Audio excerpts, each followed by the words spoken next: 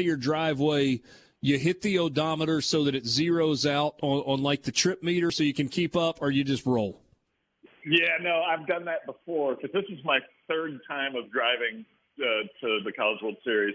I've done that before, and I realized I forget to look at it or something whenever I get there. So I find it futile to do that. So I don't do that anymore, Rich. There you go. A little bit more painful stopping at the gas pump to fill up a long way. How many miles total from your driveway to Charles Schwab Field? Yeah, I think it was going to be like 1,570 some odd miles altogether. So taking that, doubling that, I'm putting over 3,000 miles on the old jalopy I'm driving up here. So good bit of miles there. But I'm with the good lady wife, my photographer for the College World Series, and we're having a good time. We've barely fought at all. That's good. So what do you do to pass the time on the road? Is this just idle chatter? Is it podcasts? Is it books on tape? Is it music? What are we doing?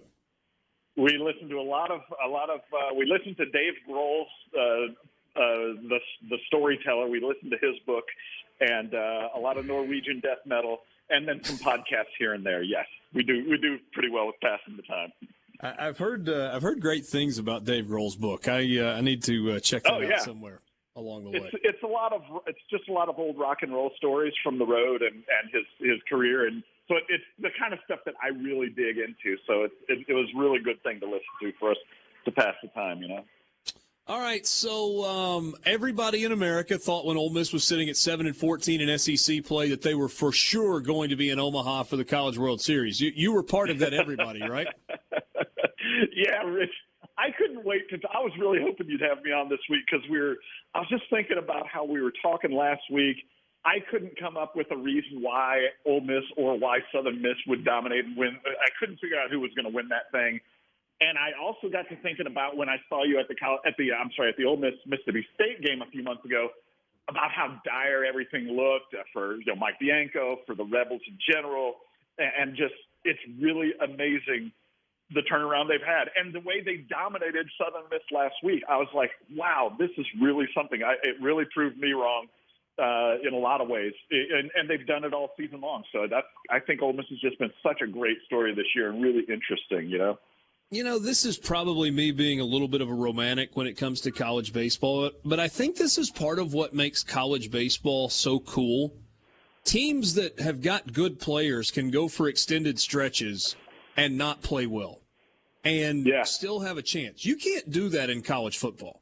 You really can't do it in college basketball. If you're bad for, 5 weeks out of the season in college football, you're not going to a bowl game.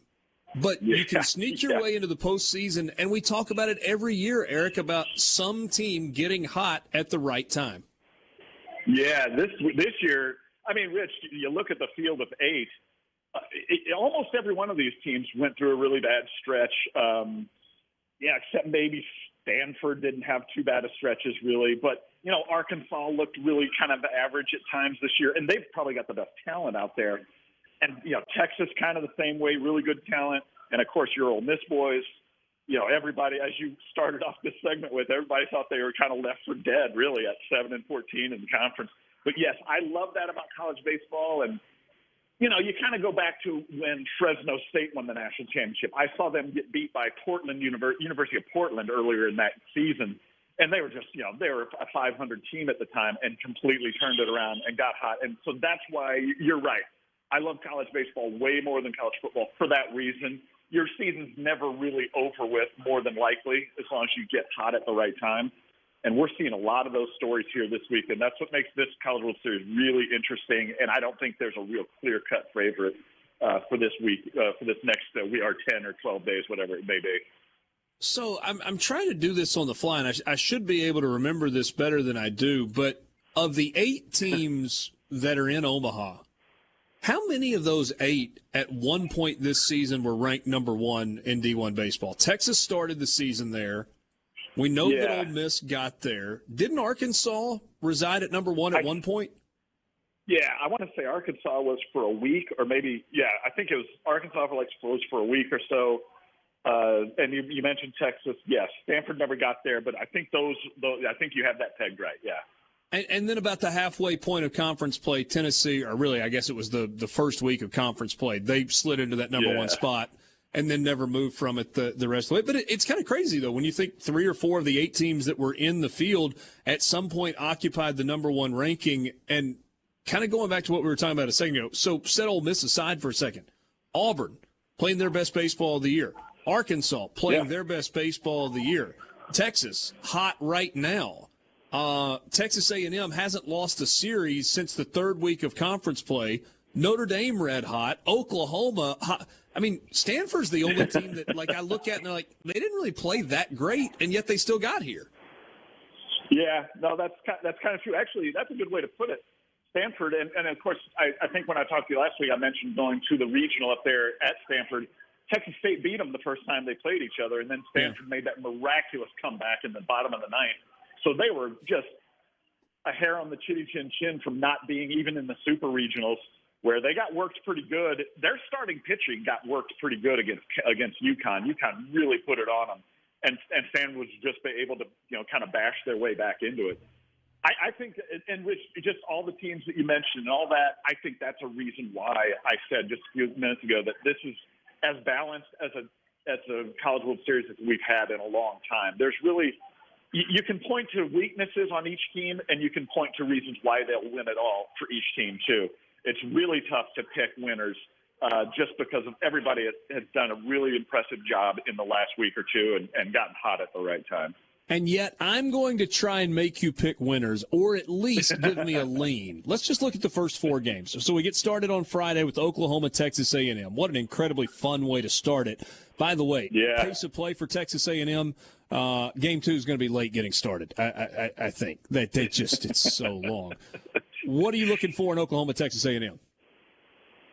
Well, Oklahoma's a team that I saw in the Big 12 tournament. They've been hot going down the stretch. Again, they were very, very pedestrian middle of the season, just like a lot of these teams. A&M kind of was the same way. The thing that I like about Texas A&M is they've gone 8-1 in their last 9 one-run games. So that's a team that you'd never want to bet against, and they're just playing. I mean, you get a team like that knows how to win, knows how to pull out close, tough games. It's hard to pick against them. So those are both. That's 2 reasons. One is Oklahoma is hot, and I saw them in the Big 12 tournament, and they were just dominant. And Texas A&M, they win so many close games, they're never out of one. It's impossible to pick, to be honest with you, and yet I'll still try to make a pick here anyway. A&M has won 5 straight games in the postseason so far. I think they're going to take them down. It's really just kind of flipping a coin. But I like the way A&M is playing as far as being unbeaten in the postseason, being able to win close games. Really got to give it to Jim Schlossnagle for putting his team and his coaching staff, getting them all to gel and making such a great run at the end. They're really going to be tough to beat. All right, so can Texas beat Notre Dame to set up a day 3 Texas A&M winners bracket game? I think everybody would kind of like to see that. Yeah. At the same time, Rich, and at the same time, I wouldn't be shocked if A&M and Texas play each other in the losers bracket game. The winner go home game. That's how impressed I was with Notre Dame winning. That might be even spicier, Eric. That might might have more juice to it than a winners bracket game. You might be right. But Notre Dame's tough to pick against. Texas is a team that just looked really average. Actually, let me rephrase that. They were great out of the gate. I think they won the first 13 or 14 games. Then they got really average. And then, going to East Carolina, I thought, now, Rich, if you remember right, I picked Texas to win that super regional, but that was thinking that Pete Hansen would get the win in game 1. And he got shelled, and I thought, this thing's over with. ECU, with that crowd, they're just going to come on. They're going to come on gangbusters and run Texas out of town. And then they didn't. And that's what makes me think, this is really pause for thought, because now I got to look at Texas playing with a lot of confidence, and it's going to be tough to pick against them as well. So, whatever happens, I think everybody kind of would love to see A&M and Texas go up against each other. But, man, these are just going to be 2 really hard-to-predict games coming up on Friday. All right, I've been too long-winded, and it's cost you time. So give me 20 seconds on Ole Miss Auburn, and then we got to wrap it. That's no problem. All right, 20 seconds. I couldn't have been more impressed with Auburn going up to Oregon State. I was at that super regional. I just assumed Oregon State would take it. Sonny DeShera is a monster. He's a beast. Auburn's relief pitching is really good. That's going to be tough for Ole Miss to overcome, but I'm not betting against Ole Miss right now. You just can't do it. They looked way too good against Southern Miss. You're the best. Hey,